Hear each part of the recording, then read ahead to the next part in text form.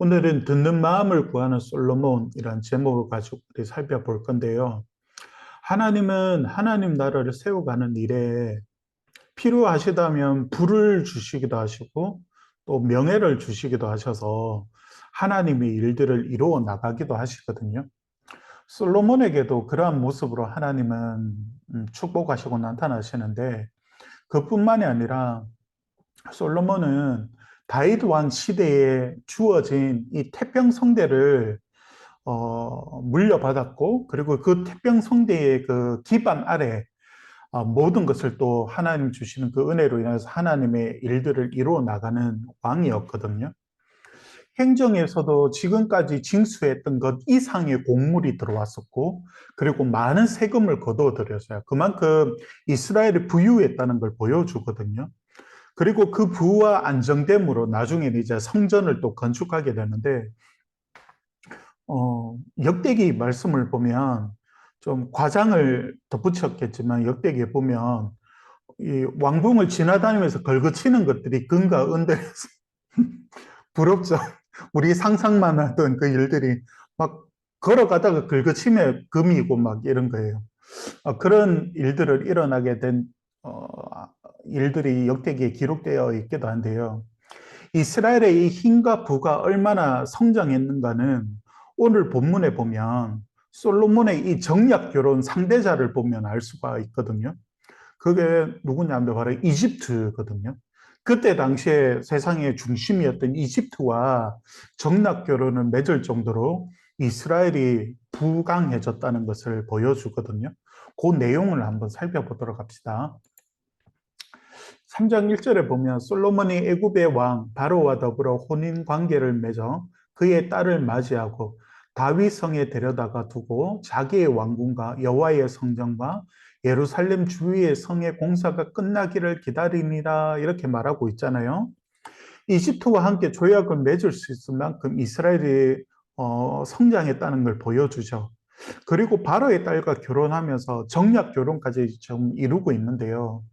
고대 근동 사회에서는 나라와 나라끼리 이렇게 정략 결혼을 맺는 것은 흔한 일이거든요. 그런데 문제는 그 당시 고대 근동 문화가 그러해도 하나님의 말씀을 따르는 것이 우선이었는데 솔로몬에게 이런 약점이 있었고 빈틈이 있었던 거죠. 사람이 완벽할 수가 없잖아요. 그래서 여러분 신명기 말씀에 보면 하나님 이런 말씀을 주셨거든요. 그에게 아내를 많이 두어 그의 마음이 미혹되게 하지 말 것이며 자기를 위하여 은금을 많이 쌓지 말 것이니라 이렇게 되어 있거든요. 요게 앞서서 16절의 말씀에 보면 뭐가 있느냐면 자신을 위해서 많은 말들을 두지 마라 이렇게 말하고 있거든요. 그러니까 하나님은 이스라엘 백성들이 약속의 땅에 들어가기 전에 신명기라는 이 말씀을 통하여서 왕이 지켜야 될 크게 두 가지를 말했어요. 하나가 말을 많이 두지 말라는 거, 두 번째가 아내를 많이 두지 말라는 거였거든요. 말을 많이 두지 말라는 게 뭐냐면 군사적인 힘에 의지하지 말라. 너희들을 지키고 그리고 너희들과 싸우는 사람은 바로 내 여호와다라고 하는 것을 보여주는 말씀이었거든요. 또 둘째로 아내를 많이 두지 말라는 것은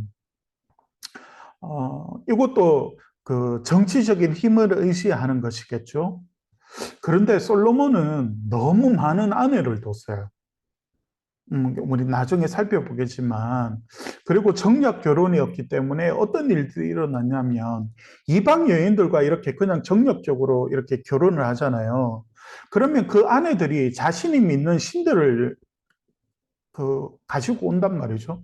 그리고 이스라엘이 자연스럽게 우상을 숭배하게 만드는 큰 죄를 시작했던 사람이 누구였냐면 바로 솔로몬의 정략 결혼이었어요. 열왕기서가 유다 백성들이 왜 망했냐고 하나님 앞에서 질문할 때 바벨론 포로에 있었던 백성들에게 주어진 대답이라고 했잖아요. 그에 대한 대답이 바로 이것이었어요. 너희들이 망한 이유가 뭐냐면 바로 이렇게 시작된 근본적으로 이렇게 시작된 우상 숭배 때문에 너희들이 망했다라고 하는 것을 보여주는 것이거든요. 결국 이 잘못된 결혼에서 모든 것이 시작되었어요.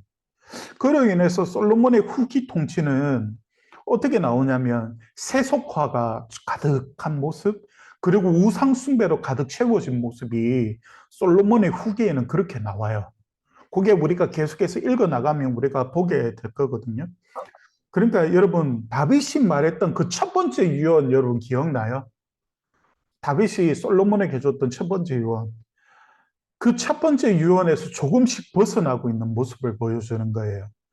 하지만 솔로몬이 하나님을 사랑하는 마음은 아직은 너무 변함없이 유효했어요. 그래서 그 하나님의 사랑, 하나님을 향한 믿음과 사랑을 보여주는데 3절, 4절에 보면 솔로몬이 여호와를 사랑하고 그의 아버지 다윗의 법도를 행하였으나 산당에서 제사하며 분향하더라 이렇게 되어 있죠. 그리고 이에 왕이 제사하러 기브온으로 가니 거기는 산당이 큽니다. 솔로몬이 그 제단에 1,000번제를 드렸더니 이렇게 말하고 있죠. 여러분 여기 봐요. 예루살렘이 여러분 그림에 보면 사해 바다 왼쪽으로 보면 밑에는 베들레헴이 있고 위에는 예루살렘이 있죠. 그리고 예루살렘 위쪽으로 보면 기브온이 있잖아요. 요 기브온에 이제 그 1,000번제를 이제 드리러 하나님 앞에 가게 되는데 아직은 성전이 지어지지 않았던 시기이기 때문에 백성들도 지역마다 흩어져 있는 여러 산당에서 하나님 앞에 제사를 드리면서 예배를 드렸었거든요. 솔로몬은 이 기본 산당에서 제사를 고정적으로 드렸던 것 같아요. 왜냐하면 그 산당은 다른 곳보다 크다 이렇게 표현하고 있거든요. 그러니까 왕이 가서 제사를 드릴 수 있는 만큼의 큰 어떤 산당이 있었던 것 같아요.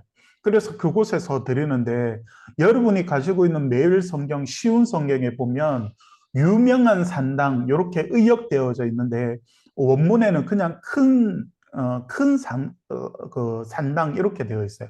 크다 이렇게 표현하고 그레이트 이렇게 표현하고 있거든요. 그러니까 그냥 크다라고 읽는 게 더 직역하는 게 맞을 것 같아요.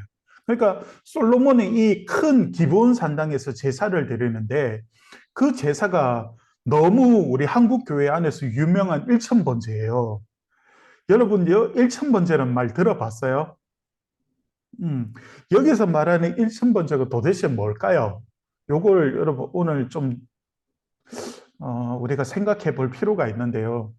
말 그대로 첫 번째로 1,000번의 제사를 드렸거나 아니면 1,000마리의 제물을 하나님 앞에 문자 그대로 드렸다고 생각하는 부류가 하나 있어요.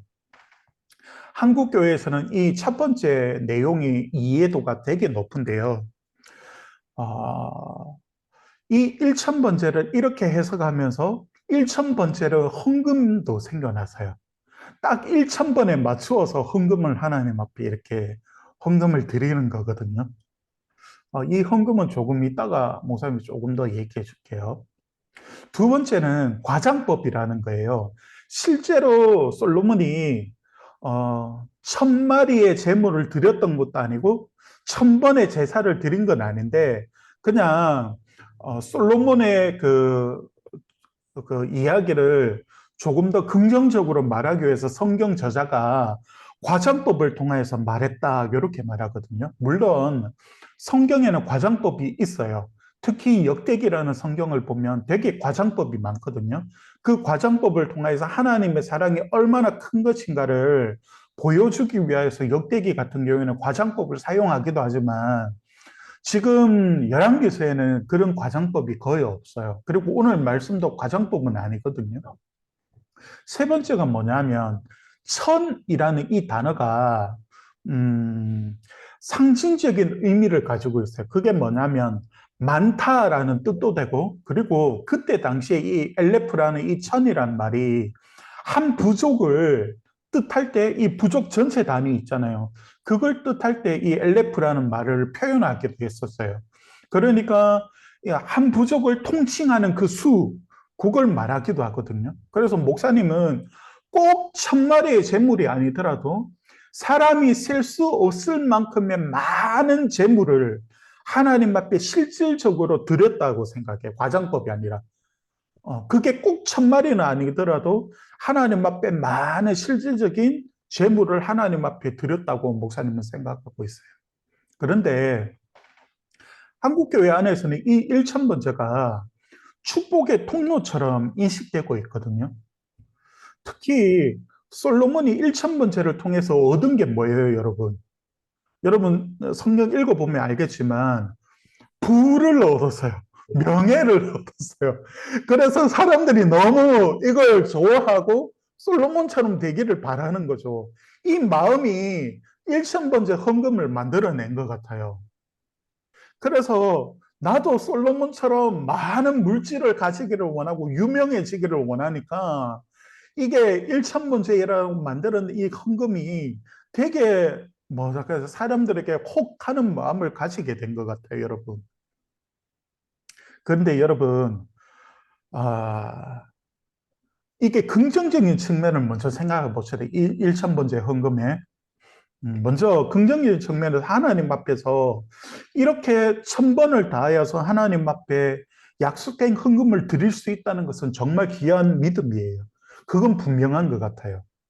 내 삶을 채우시고 축복하시는 분이 하나님이심을 믿는 믿음이 있으니까 이 소중한 믿음을 하나님 앞에 드릴 수 있는 것이겠죠. 아무나 할 수 없는 건 맞는 것 같아요. 그런데 부정적인 측면에서 보자면, 어, 하나님을 되게 오해하고 있는 거거든요, 여러분. 하나님은 일천번제를 다 채워서 솔로몬을 축복해 주신 게 아니라고요, 여러분. 하나님은 다윗부터 시작된 하나님의 약속 때문에, 언약 때문에 솔로몬을 축복해 주고 있는 거거든요. 솔로몬의 사랑과 믿음을 보신 거라고요, 하나님은. 우리가 천번에 이 재물을 다 채워서 얻는다는 것은 이건 성경적인 게 아니에요. 그것을 채워서 얻는다는 것은 우상을 숭배하며 얻는 것과 다르지 않아요. 여러분, 이제 조금만 더 시간이 지나면 저 대구 팔공산에 있는 갓바위에 사람들이 정말 많이 오르락 내리락 할 거거든요. 왜냐하면 공을 쌓기 위하여서. 비나이다 비나이다 하면서 내 아들 아니면 내 딸이 수능을 잘 칠 수 있도록 이렇게 빌게 되겠죠. 그와 똑같은 거예요. 일천번제를 그렇게 생각하면. 어, 하나님의 헌금은 그런 게 아니거든요. 다만 여러분, 내 삶을 인도하시는 분이 하나님이심을 믿고 내 삶을 축복하시는 분이 하나님이심을 믿기에 믿음으로 하나님 앞에 드릴 수 있다는 것은 되게 중요한 거예요. 그래서 하나님 앞에 순전한 마음으로 기도 제목을 올려드리고 감사한 마음을 또 간절한 마음을 헌금이라는 이 통로를 통해서 하나님 앞에 기도로 하나님 앞에 올려드릴 수 있다는 것은 정말 큰 축복이거든요. 그러한 믿음이 있다면 여러분들이 이런 일천번째 헌금을 통해서 솔로몬처럼 드릴 수만 있다면 정말 귀한 믿음이에요. 하지만 목사님이 예전에 설교 시간에 얘기했듯이 축복받기 위해서 많은 헌금을 드리고 축복받기 위해서 헌금을 드리잖아요. 그건 하나님의 앞에서 저주받는 길이에요. 하나님은 절대 헌금으로 그렇게 하면 안 돼요.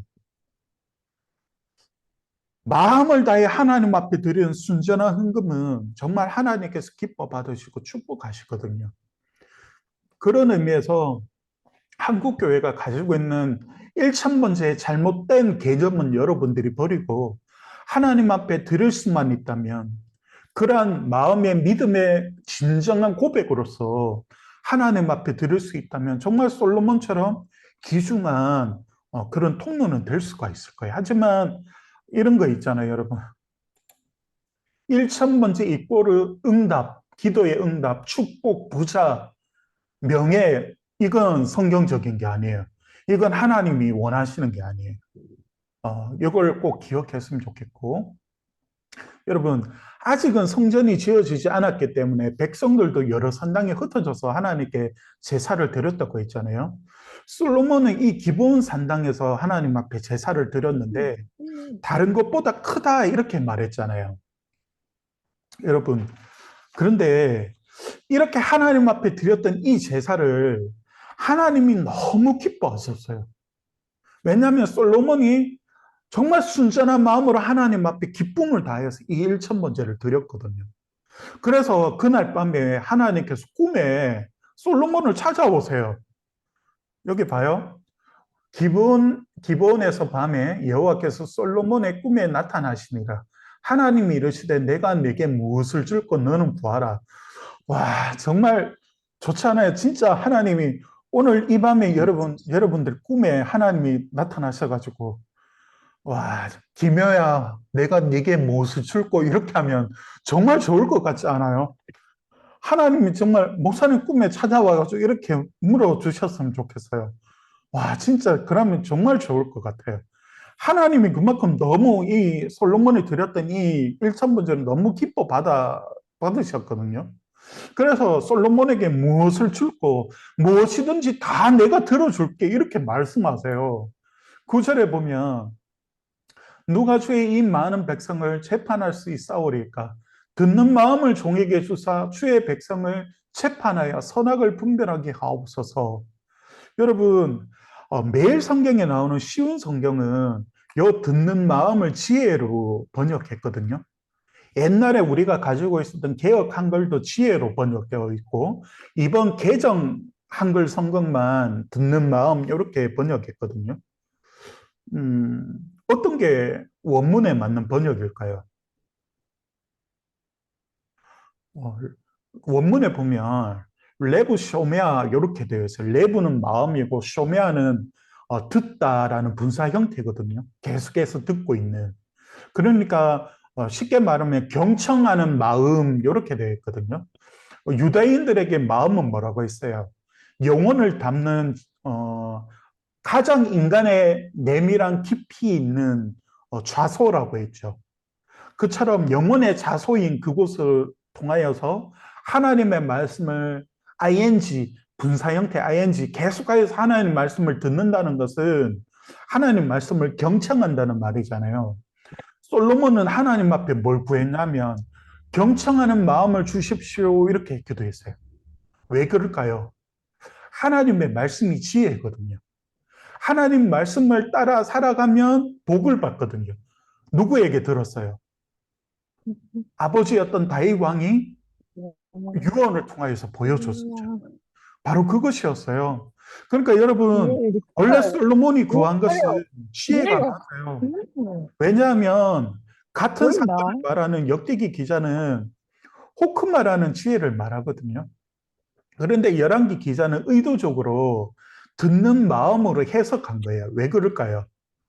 열왕기서는 음, 이스라엘이 왜 망했는가에 대한 대답이라고 했잖아요.